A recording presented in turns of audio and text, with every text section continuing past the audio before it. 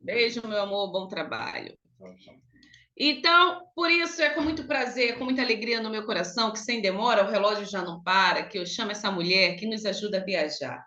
Eu não sei se você teve o prazer de estar conosco na viagem eletrizante ontem, mas ontem eu pude acalmar o meu coração, entender um pouco mais o que o Senhor quer para a minha vida, sem me desesperar. Entender isso faz-me forte, Senhor, para que eu possa entender. E através da vida dessa mulher, me apaixonei por Jesus e por isso eu sou tão grata a Deus por essa conexão. Então, sem demora, minha irmã Cíntia Tanuri vai estar transbordando conosco hoje. O transbordo é lá de Montes Claros, é? Quando é lá de Montes Claros, como é que a gente fica? Agradecida ao Senhor, porque muitas coisas o Senhor tem feito por lá, mas pode fazer na minha e na sua vida também. Então, Cíntia Tanuri, a sala é sua, seja muito bem-vinda. Obrigada por estar aqui transbordando mais uma vez, porque não cansamos de ouvir Deus falar através da sua vida. Vem para cá, Cíntia Tanuri.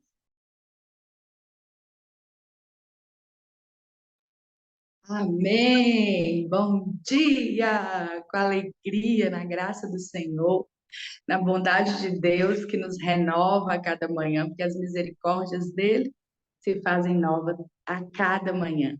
Esse é o nosso renovo. É muito bom estar aqui com vocês e mais uma manhã.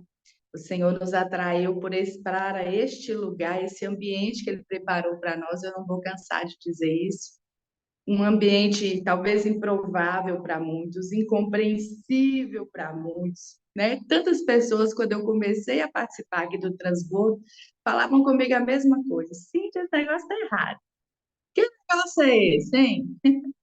Uma sala online, um tanto de gente, cada um com uma visão, cada um vindo de um contexto, né, de religioso diferente, talvez, de mentalidade diferente, vocês ali, e como é que prevalece ali uma unidade, como vocês chegam num acordo, e às vezes é difícil explicar, porque só quem vive sabe o que o Espírito Santo tem feito, né? Eu vou deixar o Espírito Santo fluir aqui, não tem roteiro, e mais essa manhã.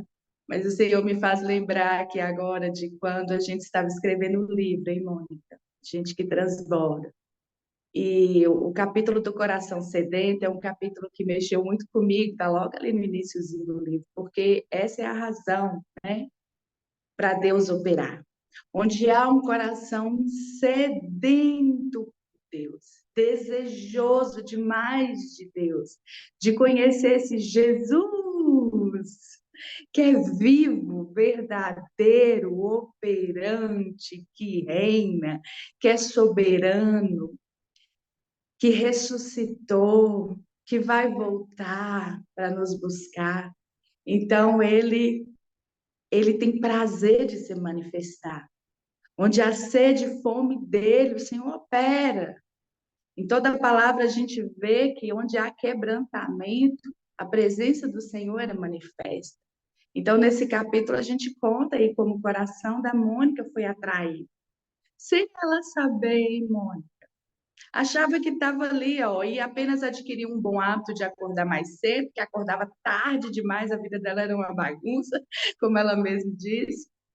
Mas o Senhor lançou uma isca ali e ela foi atraída, né, para a presença do Pai, para ter um encontro mais do que religioso, porque ela já tinha uma religião, ela já frequentava um templo, mas o encontro como a samaritana e Jesus no poço, o encontro tete a tete, o encontro de ouvir a voz de um Deus que conhece, que esquadrinha o coração e tem prazer de saciar a sede. E hoje nós vamos dar continuidade, né?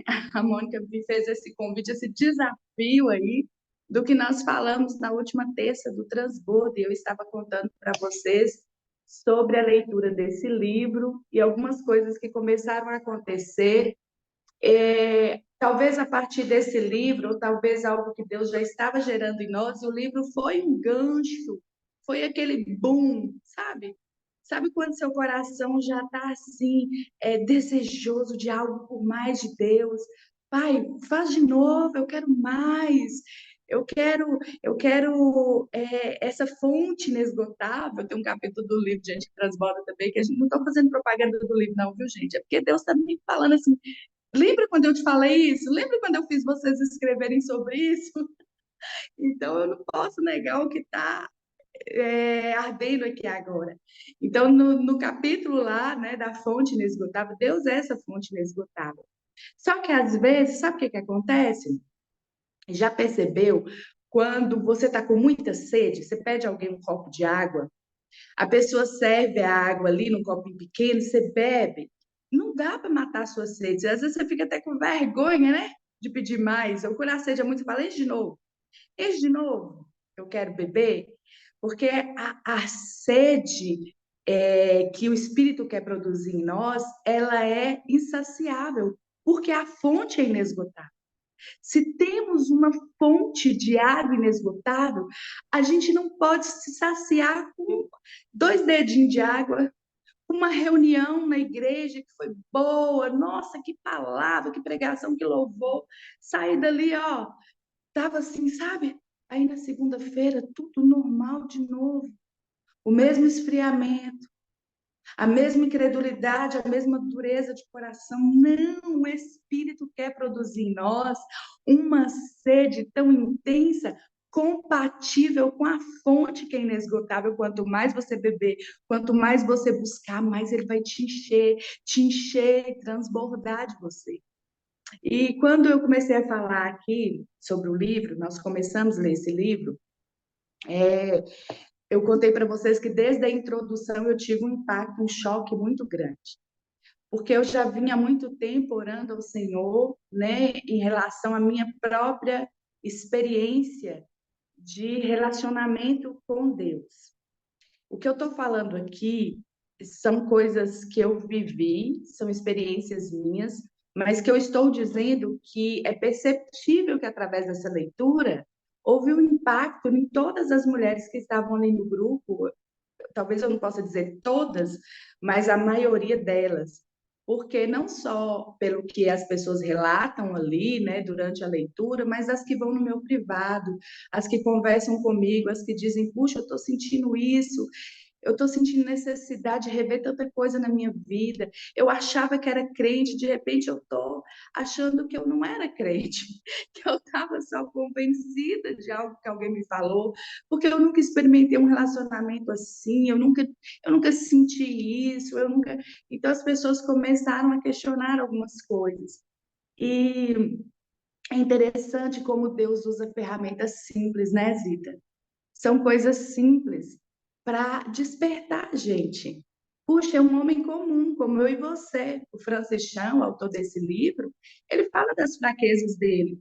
Ele fala de quão preconceituoso ele era, ele fala de quão arrogante ele era, ele fala das durezas de coração, né, Mônica? Não sei quem mais aqui do livro está aqui, que eu não consigo ver todo mundo, viu, gente? Mas ele é um homem como eu e você. Mas através da experiência dele, do que ele foi contando aqui, né, sobre como Deus despertou ele e o envergonhou. É tão interessante que esse mover de Deus, ele começa fazendo justamente isso que o iniciozinho da música que a Mônica colocou aí, que eu gosto muito, quando ele fala da oração e ele fala de se esvaziar de si mesmo. Sabe, quando a gente entende, quando a gente percebe, né, que essa fonte inesgotável está disponível para nós, que há mais, que Deus não quer que a gente viva um cristianismo medíocre, sabe, baseado nos nossos achismos, na nossa estatura humana de homem, porque ele nos convida a andar com ele no sobrenatural. Olha o que Deus diz para nós, hein, sobre a igreja, quando ele fala, ó, vocês vão ser minhas testemunhas, vocês vão pregar o evangelho aqui e ali, e os sinais vão te acompanhar. Lembra, Zita? Quais sinais? Olha, em meu nome vocês vão expulsar demônios, vocês vão curar os enfermos, as pessoas vão se converter, vocês vão batizá-las em meu nome, ensiná-las a guardar todas as coisas. E aí a gente passa a se conformar com boas reuniões, em cultos aconchegantes, em um templo bem bonito, talvez com ar-condicionado, poltrona acolchoada, e tá tudo bom demais. Gente que a gente gosta, gente que não incomoda a gente que não é chata, todo mundo pensando na mesma linha, os louvores que eu gosto de ouvir. Isso não é o evangelho das boas novas de salvação. Jesus não me chamou e não te chamou para isso. Ele chama uma igreja atuante, poderosa na terra, que onde ela entra, ela faz a diferença, porque onde ela entra, demônio sai, onde ela entra, doença sai, onde ela entra, a morte bate em retirada e a vida é estabelecida, onde ela entra, o arrependimento do pecado, o constrangimento tem que acontecer. Não pode ter conformidade com o pecado, não pode dizer, tá bom esse pecadinho de estimação aqui, deixa ele quietinho. Ele é um pecadinho leve, é só uma fofoquinha, não, isso é só uma mágoa, isso é só uma coisinha, eu tenho justificativa para isso, eu tenho direito de sentir isso. Não. O evangelho verdadeiro, onde ele entra, a resposta que se dá a ele é mudança, é transformação de vida. E eu contei para vocês que desde o início da introdução desse livro, o Senhor nos jogou no chão. Eu lembro que quando Mônica comprou o livro dela, depois de um tempo, né, Mônica, que a gente estava lendo, ela falou assim, ela mandou no meu privado assim, eu não consigo sair da introdução. A gente já tinha, né, passado um bom tempo da introdução, mas ali ele vai avaliando conosco os pontos, os rudimentos da fé que eu falei com vocês, de arrependimento, de salvação, os pontos chaves, fundamentais para o cristianismo, para você identificar se você nasceu de novo ou não nasceu de novo. Se você ainda é velha criatura ou é nova criatura. E ele vai colocando aquilo numa intensidade para a gente. E eu separei aqui, né, um capítulo, só um trechinho, onde ele fala: ajuda-me a sentir como o Senhor sente. Porque esse capítulo aqui mexeu muito com a gente, porque o autor ele vai dizer assim: bom, então tá. Então nós nascemos de novo, nós recebemos a Cristo, o Evangelho, entendemos o reino pela palavra, fomos selados com o Espírito Santo e agora o Espírito Santo habita em nós, não é isso que a palavra diz? Que o Espírito Santo, então, ele passa a habitar em mim e você. Aí ele vai e faz um questionamento. Mas se o Espírito Santo, ele vai ler um versículo, né, onde Paulo diz que o Espírito Santo se entristece, que está em Efésios, nós estamos estudando Efésios, nós vamos chegar lá, hein? Em Efésios 4, ele vai falar dessa tristeza do Espírito. É possível nós entristecermos o Espírito Santo, ou apagarmos o Espírito Santo em nós? E ele vai dizer, bom, se o Espírito Santo que mora em você está triste com alguma coisa e você não está nem percebendo e está feliz e está alegre, tem alguma coisa errada. Se ele é um com você, se ele te habita, e você não sente o que o Espírito sente, dor pelo pecado, por aqueles que estão morrendo sem a salvação, por aqueles que estão do seu lado, padecendo por não conhecer a palavra, e você não está nem aí, você está super satisfeito, porque você já é crente, você já é salvo, você já está na sua igreja, você já vai para lá todo domingo, tem sua reunião, você se enche, você come, você bebe da mesa do Pai, e você não sente dor por aqueles que nem sabem que são famintos, nem sabem discernir entre a mão direita e a esquerda, como o Senhor falou para Jonas, né? Jonas, você não consegue se compadecer desse povo? Eles não sabem discernir entre a mão direita e a esquerda, eles não entendem o que estão fazendo. Deus se compadece. E se o Espírito de Deus habita em nós temos que estar alinhados ao sentimento do Pai. Então ele diz, o autor vai dizer, você sente o que Deus sente? Você sente repulsa pelo pecado como Deus sente? Você sente amor e misericórdia pelo pecador como Deus sente? Porque são duas coisas bem distintas. Deus abomina o pecado, mas ele ama e se compadece do pecador. Deus não tem prazer em condenar, ele tem prazer em salvar. Mas nós temos prazer em acusar, condenar e falar, e é isso mesmo, está colhendo o que plantou, e por aí vai. Então, eu contei para vocês aqui que no dia 28 aconteceu algo comigo que foi uma experiência, mas não foi só comigo. Aquele dia, na leitura do livro, foi um dia notório. Eu falei com vocês que na madrugada eu tive uma experiência com o Senhor enquanto eu estava orando. E depois eu fiquei sabendo, porque eu participava de outro grupo de oração, que nós encerramos agora, lemos 3 livros nesse outro grupo de oração em sequência, no mesmo assunto dos livros, com autores diferentes, mas em sequência. E aconteceu na mesma madrugada, com uma irmã que estava ali na direção daquele grupo, algo semelhante. E depois foi acontecendo com outras e outras. Uma angústia muito grande, um pavor muito grande, um sentimento de opressão muito grande, e ao mesmo tempo um desespero por Jesus, um desespero por orar, um desespero por se alinhar, se preparar, se corrigir, porque o sentimento que o Senhor colocou em todas essas pessoas que compartilharam dessa experiência, e que eu fui apenas uma delas, era: eu estou voltando. Preparem-se, preparem-se. Ninguém sabe o dia e a hora, nem Jesus, senão o Pai, está escrito. Mas ele está dizendo: vocês têm que saber ler os sinais, eu estou voltando. E antes da minha volta, eu preciso preparar essa igreja. Que igreja é essa? Desatenta, desligada, dormindo, preocupada só com as suas próprias coisas, correndo atrás das suas próprias coisas. Sabe, muita gente indo ao evangelho porque eu quero prosperar, eu quero uma casa melhor, eu quero um carro, eu quero que tudo na minha vida seja arrumadinho, e não entendendo, não discernindo o que é reino, o que é evangelho, e que a gente aqui é só peregrino, que isso aqui é por enquanto. Eu não estou fazendo aqui uma pregação sobre pobreza, sobre votos de pobreza, não é nada disso. Deus tem prazer em abençoar, o povo do Senhor é abençoado. As bênçãos correm atrás de nós, é o que está escrito na palavra.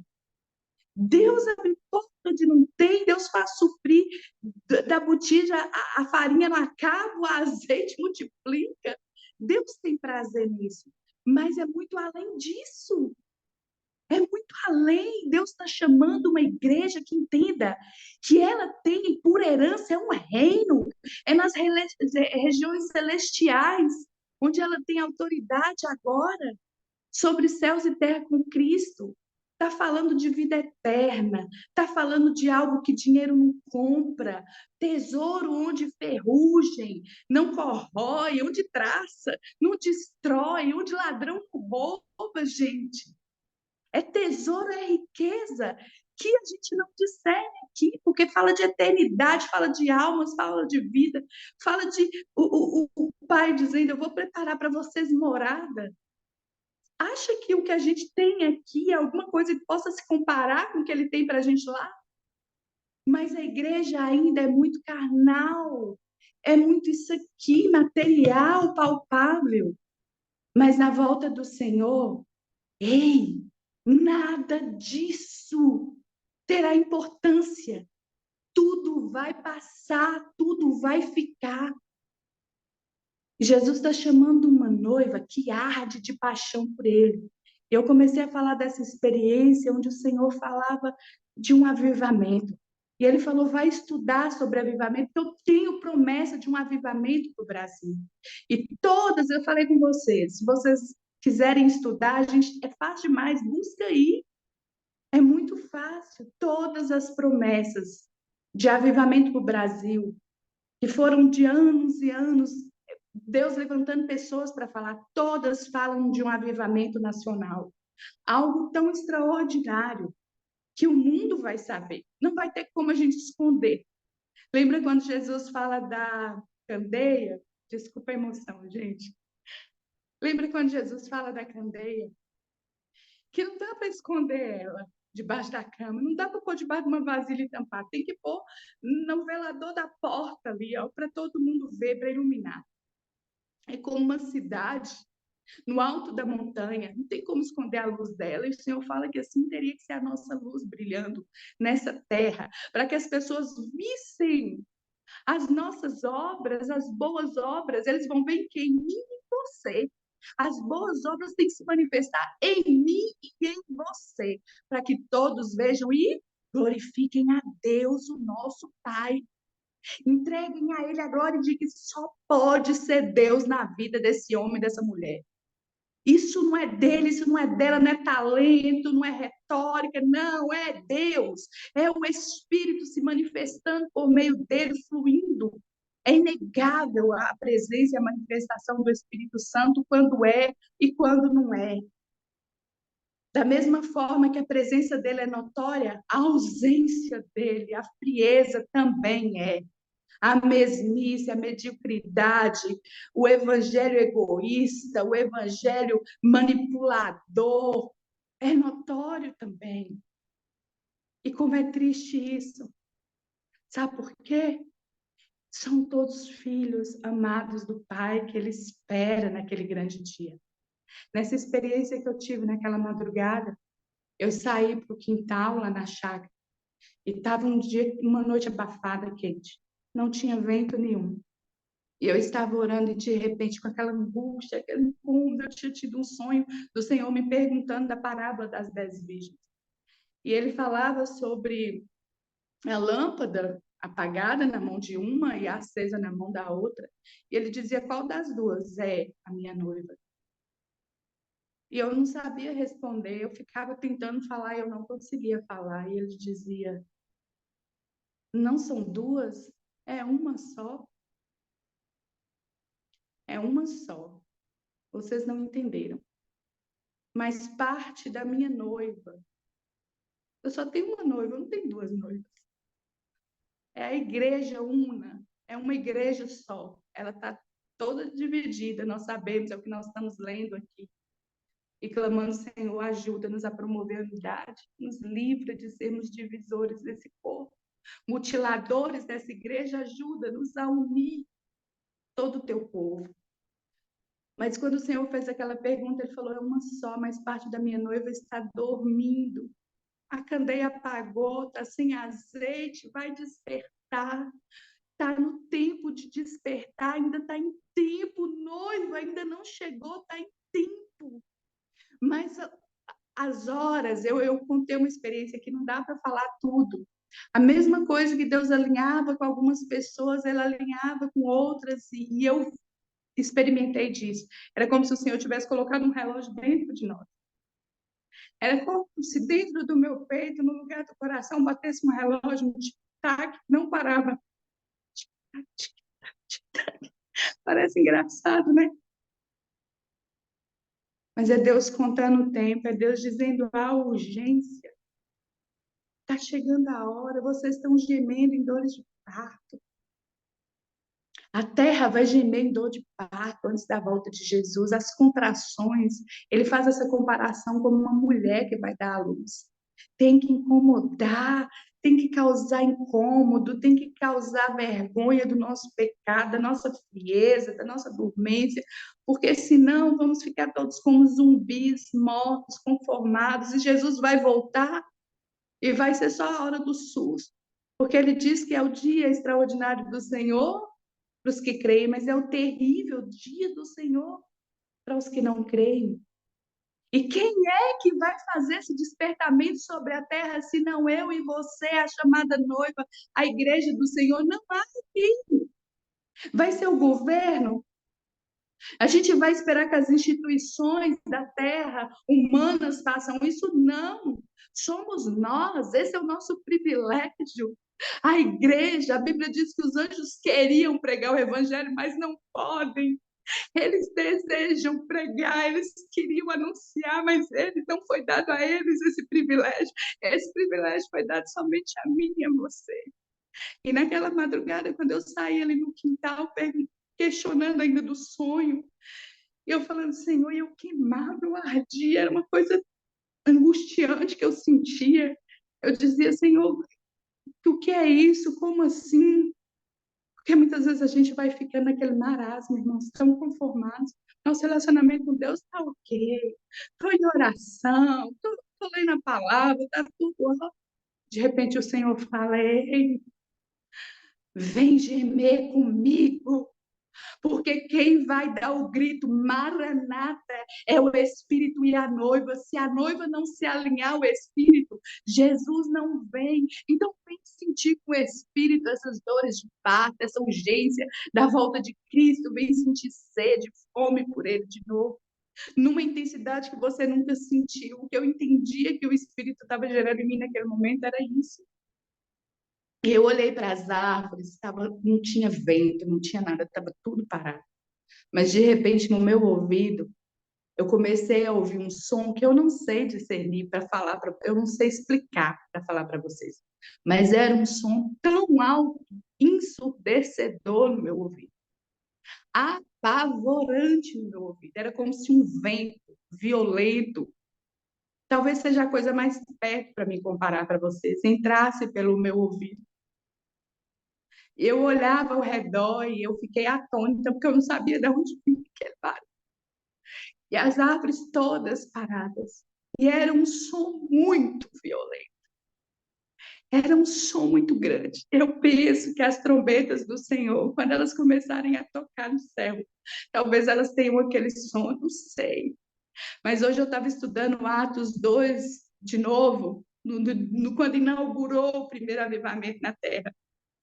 E lá diz que antes que eles vissem as línguas repartidas como de fogo, veio um som, como se fosse de um vento impetuoso. A gente fala que entrou um vento, né?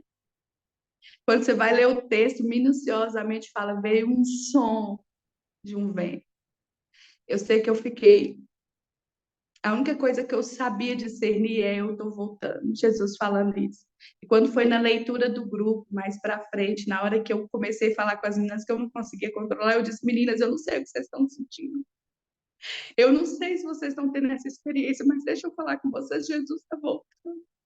Isso aqui não é uma brincadeira, isso aqui não é um clube de leitura. Deus está nos dando a oportunidade de sermos ativadas, acordadas, incomodadas, confrontadas, para que haja em nós esse renovo, que Ele quer trazer esse avivamento.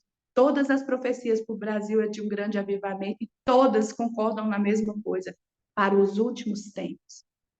Pensa, teve um profeta que disse assim como falaram de Jesus, pode vir alguma coisa boa do Brasil?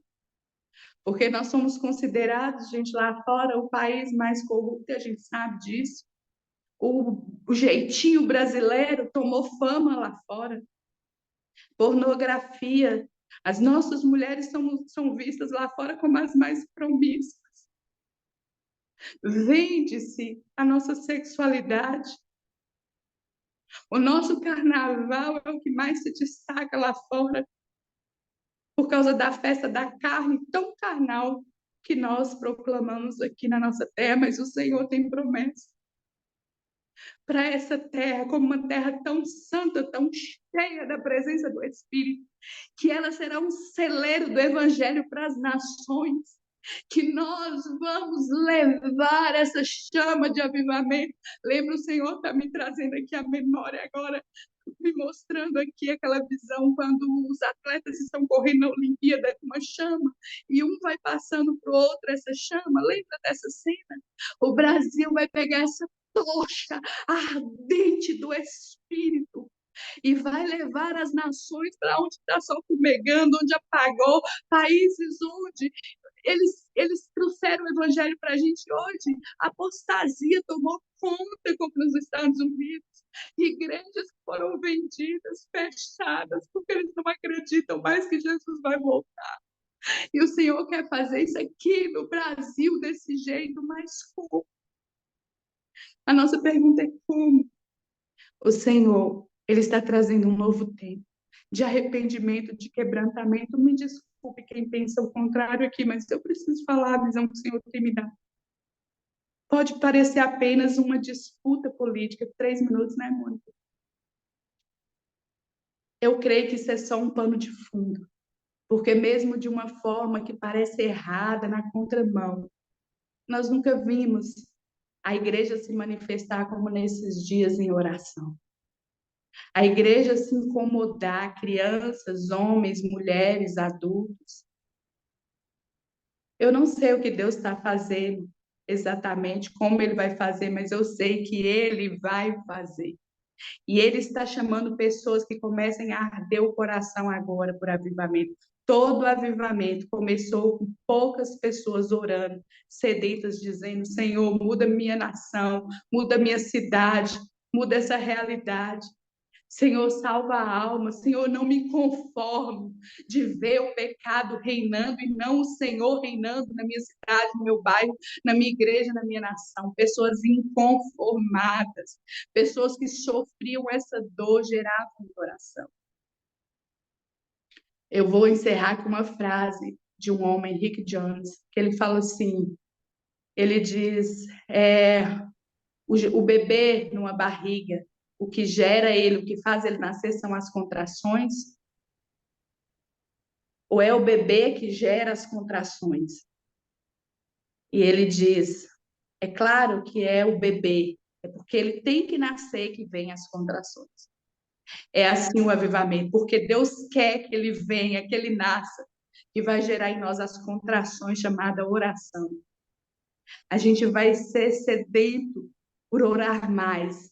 Vai gerar em nós as contrações de arrependimento. Não tem avivamento sem oração, sem arrependimento. Em toda a história de avivamento, de poder, os frutos era cura, ressurreição de mortos, conversão em massa de pessoas. Mas antes disso, as contrações sempre foram vida de oração intensa, intercessão intensa, arrependimento, alinhamento à vontade de Deus, e então o nascimento daquilo que conhecemos como avivamento, como no país de Gales, que eu falei aqui, que varreu uma nação, as pessoas caçavam Bíblia e não tinha mais para comprar, as pessoas se entregavam à polícia, chegava lá e confessava os seus pecados, e dizia, eu sou culpado disso, disso, disso, me prende. Algo que é notório, que não tem como não ser visto. É isso que Deus quer fazer. E hoje eu deixo aqui só mais essa chaminha em você. Sabe, durante muito tempo, homens e mulheres geraram esse tempo na nossa nação em oração. E não vai ser fácil, vai ser difícil, vai ser com dores como de parto. Mas o Senhor fará algo extraordinário. Eu espero que eu e você façamos parte desse momento de avivamento. Porque para isso o Senhor nos chamou. Eu quero viver. Eu estou sedenta por isso. E o meu desejo é que isso contagie você.